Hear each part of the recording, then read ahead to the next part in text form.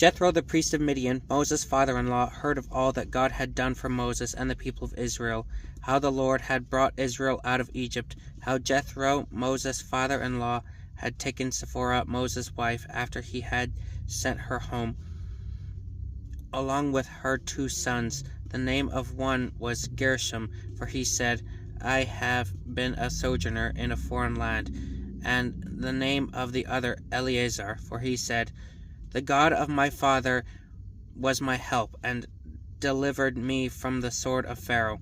Jethro, Moses' father-in-law, came with his sons and his wife to Moses in the wilderness, where he had encamped at the mountain of God.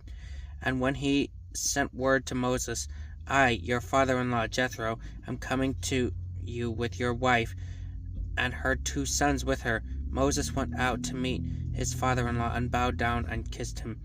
And they asked each other of their welfare, and went into the tent. Then Moses told his father-in-law all that the Lord had done to Pharaoh and the Egyptians for Israel's sake, all the hardship that had come upon them in the way, and how the Lord had delivered them. And Jethro rejoiced for all the good that the Lord had done to Israel, in that he had delivered them out of the hand of the Egyptians. Jethro said, Blessed be the Lord, who has delivered you out of the hand of the Egyptians, and out of the hand of Pharaoh, and has delivered the people from under the hand of the Egyptians. Now I know that the Lord is greater than all gods, because in his affair they dealt arrogantly with the people. And Jethro, Moses' father-in-law, brought a burnt offering and sacrifices to God. And Aaron came with all the elders of Israel to eat bread with Moses' father-in-law before God. The next day Moses sat to judge the people, and the people stood around Moses from morning till evening. When Moses' father-in-law saw all that he was doing for the people, he said, What is this that you are doing for the people? Why do you sit alone, and all the people stand around you from morning till evening? And Moses said to his father-in-law, Because the people come to me to inquire of God. When they have a dispute, they come to me, and I decide between one person and another, and I make them to know the statutes of God and his laws. Moses' father-in-law said to him, What you are doing is not good. You and the people with you will certainly wear yourselves out, for this thing is too heavy for you. You are not able to do it alone. Now obey my voice. I will give you advice, and God be with you. You shall represent the people before God, and bring their cases to God. And you shall warn them about the statutes and the laws, and make them know the way in which they must walk, and what they must do. Moreover, look for able men from all the people, men who fear God, who are trustworthy, and hate a bribe, and place such men over the people as chiefs of thousands, of hundreds, of fifties, and of tens, and let them judge the people at all times. Every great matter they shall bring to you, but any small matter they shall decide themselves. So it will be easier for you, and they will bear the burden with you. If you do this, God will direct you. You will be able to endure, and all this people also will go to their place in peace. So Moses listened to the voice of his father-in-law, and did all that he had said. Moses chose able men out of all Israel, and made them heads over the people, chiefs of thousands, of hundreds, of fifties, and of tens. And they judged the people at all times. Any hard case they brought to Moses, but any small matter they decided themselves. Then Moses let his father-in-law depart, and he went away to his own country. On the 3rd new moon after the people of Israel had gone out of the land of Egypt, on that day they came into the wilderness of Sinai. They set out from Rephidim and came into the wilderness of Sinai, and they encamped in the wilderness. There Israel encamped before the mountain, while Moses went up to God.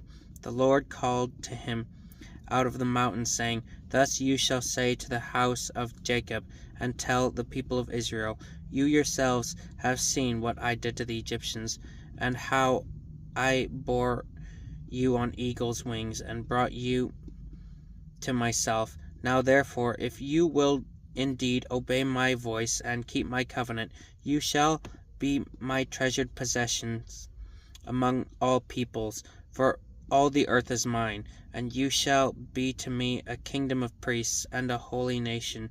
These are the words that you shall speak to the nation of Israel.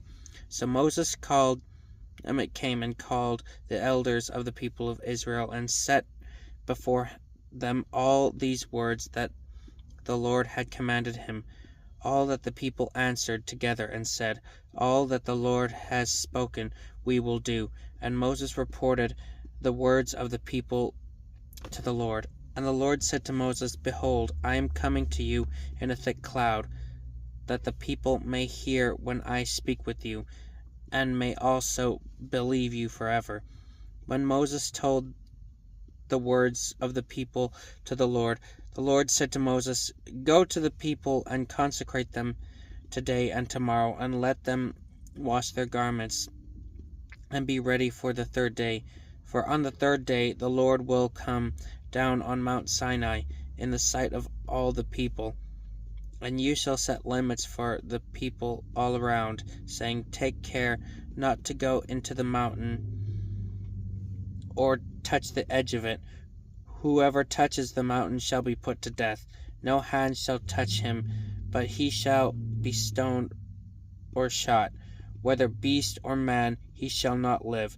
When the trumpet sounds a long blast, they shall come up to the mountain. So Moses went down from the mountain to the people and consecrated the people, and they washed their garments. And he said to the people, Be ready for the third day. Do not go near a woman. On the morning of the third day there were thunders and lightnings, and a thick cloud on the mountain, and a very loud trumpet blast, so that all the people in the camp trembled. Then Moses brought the people out of the camp to meet God, and they took their stand at the foot of the mountain. Now Mount Sinai was wrapped in smoke, because the Lord had descended on it in fire. The smoke of it went up like the smoke of a kiln, and the whole mountain trembled greatly. As the sound of the trumpet grew louder and louder, Moses spoke, and God answered him in thunder. The Lord came down on Mount Sinai to the top of the mountain, and the Lord called Moses to the top of the mountain, and Moses went up. And the Lord said to Moses, Go down and warn the people, lest they break through to the Lord to look, and many of them perish. And let the priests who come near to the Lord consecrate themselves, lest the Lord break out against them. And Moses said to the Lord, The people cannot come up to Mount Sinai, for you yourself warned us, saying, Set limits around the mountain and consecrate it. And the Lord said to him, Go down and come up, bringing Aaron with you. But do not let the priests and the people break through to come up to the Lord, lest he break out against them. So Moses went down to the people and told them. This is the word of the Lord.